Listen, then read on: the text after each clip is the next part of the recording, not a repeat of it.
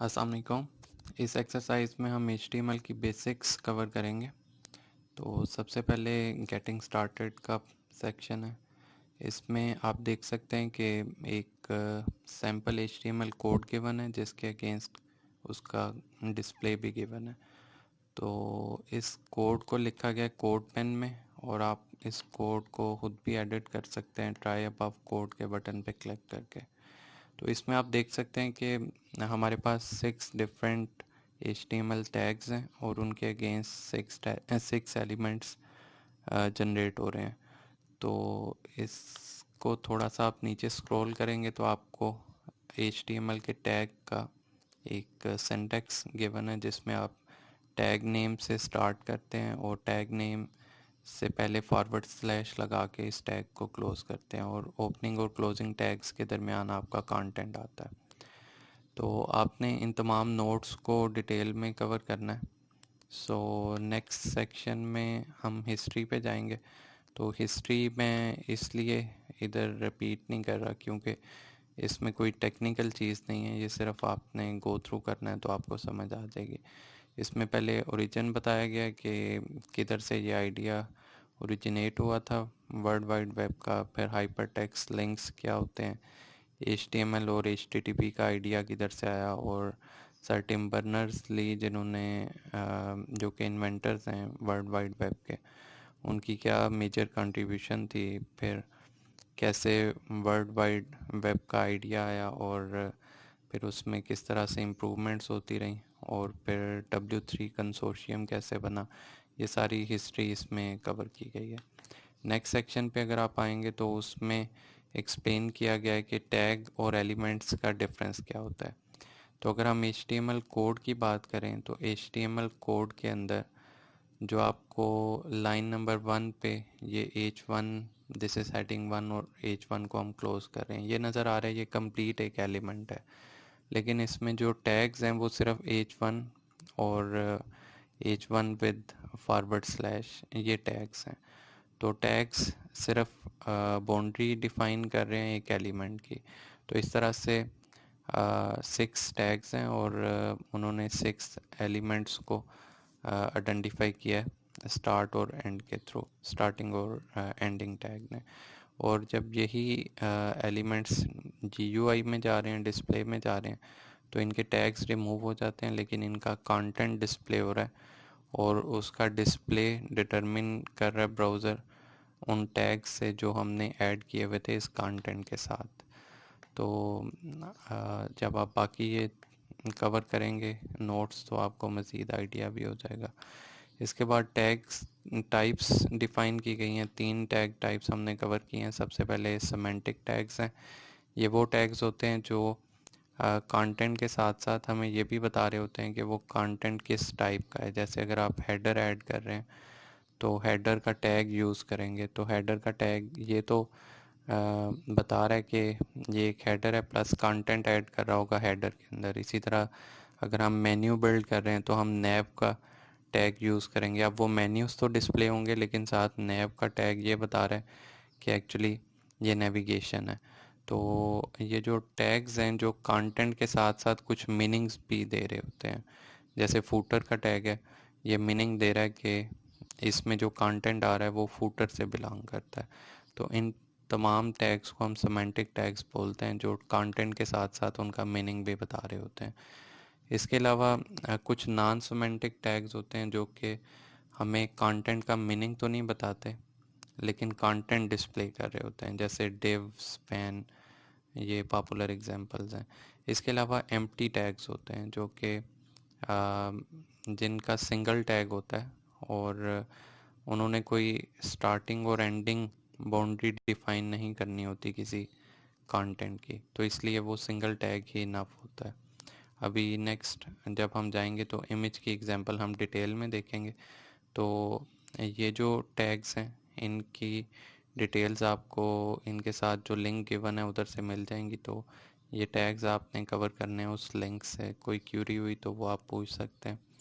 इसके बाद जो डिस्प्ले टाइप हैं एलिमेंट्स की, उसमें हम अभी तो 2 टाइप्स कवर कर रहे हैं, फ्यूचर में हम मज़ीद टाइप्स भी कवर करेंगे। इसमें पहले ब्लॉक लेवल एलिमेंट्स हैं। तो ब्लॉक लेवल एलिमेंट्स वो होते हैं जो हमेशा न्यू लाइन से स्टार्ट होते हैं और पूरी लाइन को ऑक्यूपाई करते हैं। जैसे अभी आप देख सकते हैं कि दिस इज़ हेडिंग 2 या दिस इज़ हेडिंग 3 है, जो इनके सामने इतना पोर्शन अवेलेबल है कि नेक्स्ट जो दिस इज़ हेडिंग 4 है वो 3 के सामने आ सकती है, लेकिन क्योंकि ये ब्लॉक लेवल एलिमेंट्स हैं तो ये हमेशा न्यू लाइन से ही स्टार्ट होंगे। इसके अलावा जो इन लाइन लेवल एलिमेंट्स हैं वो सिर्फ उतनी स्पेस ऑक्यूपाई करते हैं जितनी उनके कंटेंट के लिए रिक्वायर्ड होती है। और इधर से ही आपको डॉक्यूमेंट फ़्लो भी समझ आ जाएगा कि जो ब्लॉक लेवल एलिमेंट्स हैं उनका डॉक्यूमेंट फ़्लो सिर्फ टॉप से बॉटम है, वो लेफ़्ट टू राइट नहीं जाते। अब डॉक्यूमेंट फ़्लो होता क्या है कि एक वेब पेज में एलिमेंट्स किस सीक्वेंस में प्लेस किए जाएंगे, इसको हम डॉक्यूमेंट फ़्लो बोलते हैं। और ब्राउज़र जो टॉप लेफ़्ट कॉर्नर है उसको ओरिजिन कंसिडर करते हुए उधर से कंटेंट की प्लेसमेंट को स्टार्ट करता है। और अगर तो ब्लॉक लेवल एलिमेंट्स उसको मिलते हैं तो वो टॉप लेफ़्ट कॉर्नर से सिर्फ बॉटम की तरफ मूव करता है, राइट की तरफ मूव नहीं करता। लेकिन अगर उसको इनलाइन लेवल एलिमेंट्स मिलते हैं तो उस केस में वो पहले लेफ़्ट टू राइट जाता है, जब लाइन ख़त्म हो जाती है फिर बॉटम पे जाता है और सेकंड लाइन को फिल करके फिर थर्ड लाइन पे जाता है। तो इस तरह पहले लेफ़्ट टू राइट जाता है और फिर टॉप टू बॉटम जाता है। तो document flow block level elements के लिए सिर्फ टॉप टू बॉटम है, जबकि इनलाइन लेवल एलिमेंट्स के लिए लेफ़्ट टू राइट है और उसके बाद टॉप टू बॉटम है। इसके बाद HTML एट्रीब्यूट्स का कॉन्सेप्ट है। इसमें ये एक एग्जांपल भी गिवन है कि HTML एट्रीब्यूट्स ये होते हैं कि आपके पास जो एक ओपनिंग टैग है उसके अंदर हम कुछ कीवर्ड्स ऐड करते हैं, उनको हम एट्रीब्यूट्स बोलते हैं। जैसे अभी ये जो एग्जांपल विजिबल है इसमें लाइन नंबर 7 पे स्टार्ट इक्वल्स -1 लिखा हुआ है, तो ये एक एट्रीब्यूट है जिसकी वैल्यू जो कि एट्रीब्यूट स्टार्ट के नेम से और उसकी वैल्यू -1 है। तो अब ये जो एट्रीब्यूट्स होते हैं ये HTML एलिमेंट्स के डिफ़ॉल्ट बिहेवियर को मॉडिफाई कर रहे होते हैं। जैसे अभी आप देख सकते हैं कि हमारे सामने दो ऑर्डर्ड लिस्ट हैं और पहली ऑर्डर लिस्ट डिफ़ॉल्ट बिहेवियर पे चल रही है जो कि ये है कि हमेशा 1 से नंबरिंग स्टार्ट होगी। लेकिन दूसरी ऑर्डर्ड लिस्ट में हमने एट्रीब्यूट यूज़ किया स्टार्ट का और उसको बोला है कि -1 से स्टार्ट करो, तो अब दूसरी ऑर्डर लिस्ट -1 से स्टार्ट हो रही है। तो इस तरह से जो ऑर्डर्ड लिस्ट का स्टार्ट है वो हमने कंट्रोल किया है एट्रीब्यूट से। तो एट्रीब्यूट्स क्या करते हैं कि जो डिफ़ॉल्ट बिहेवियर है HTML एलिमेंट्स का उनको मॉडिफाई करते हैं। इसी तरह अनऑर्डर्ड लिस्ट में टाइप का एट्रीब्यूट यूज़ होता है और उसके थ्रू हम सर्कल या स्क्वायर टाइप के बुलेट्स ऐड कर सकते हैं। तो इससे नेक्स्ट टॉपिक है टाइप्स ऑफ एट्रीब्यूट्स। अब हमारे पास दो तरह के बेसिकली एट्रीब्यूट्स होते हैं, ऑप्शनल और कंपलसरी।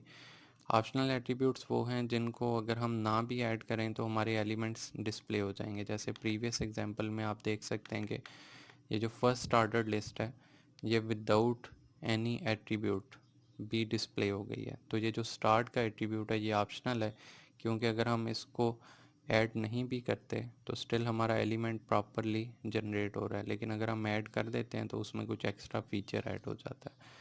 जबकि कंपलसरी एट्रीब्यूट्स वो हैं जिनके बगैर एलिमेंट्स जनरेट ही नहीं हो पाता। जैसे इधर आपके सामने एग्जांपल है, दो लिंक्स क्रिएट किए गए हैं। फर्स्ट लिंक में href का एट्रीब्यूट यूज़ किया गया, सेकंड लिंक में href का एट्रीब्यूट यूज़ नहीं किया गया।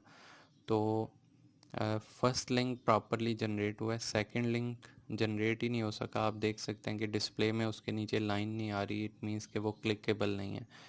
तो एंकर का टैग यूज़ होता है लिंक्स क्रिएट करने के लिए और href का एट्रीब्यूट वो एट्रीब्यूट है जो कि ये बताता है कि ये लिंक किस एड्रेस को पॉइंट कर रहा है। तो href का एट्रीब्यूट अगर मिसिंग होगा तो ब्राउज़र प्रॉपरली लिंक को जनरेट नहीं कर सकेगा, इसलिए href का एट्रीब्यूट कंपलसरी एट्रीब्यूट है।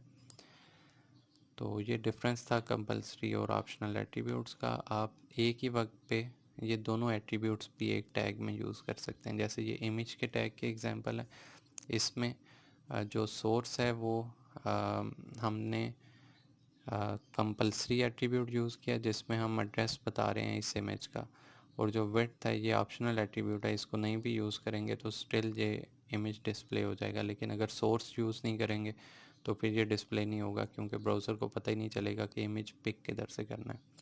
अब अभी तक जितने ऑप्शंस हमने HTML के डिस्कस किए हैं वो सारे के सारे डाटा को रीड करके डिस्प्ले करने के लिए, यूज़र को डिस्प्ले करने के लिए। लेकिन अगर हमने यूज़र से कोई डाटा पिक करना है तो उसके लिए हमारे पास HTML फॉर्म्स की ऑप्शन है। अब HTML फॉर्म्स इन 3 लिंक्स पे बहुत डिटेल में कवर्ड है, और अगर मैं भी कवर करता तो मैं उसी सीक्वेंस में वही चीज़ें कवर करता। तो इसलिए मैंने इधर लिंक्स दे दिए हैं, आप उनको गो थ्रू कर लें, और कोई आपकी क्यूरी होती है तो आप पूछ लीजिएगा। इट्स वेरी सिंपल, HTML में सिर्फ टैग्स और एट्रीब्यूट्स ही हैं, तो स्टिल आपका कोई क्वेश्चन हुआ तो वो आप पूछ लीजिएगा। इसके बाद ये एक्सरसाइज है, इसमें आपको list of HTML tags given है, ये आपने गो थ्रू करने हैं। List of global attributes given है जो कि सारे HTML टैग्स के अगेंस्ट अवेलेबल होते हैं, और list of remaining attributes given है जो कि कुछ HTML एलिमेंट्स के अगेंस्ट अवेलेबल होते हैं, सब के अगेंस्ट अवेलेबल नहीं होते। तो ये जितने लिंक्स गिवन है उनको आपने स्टडी करना है, और उसमें बेसिक चीज़ें वही हैं जो अभी मैंने एक्सप्लेन करती हैं, और लेकिन स्टिल आपका कोई क्वेश्चन हुआ तो वो आप पोस्ट कर सकते हैं, तो उसका आपको आंसर कर दिया जाएगा।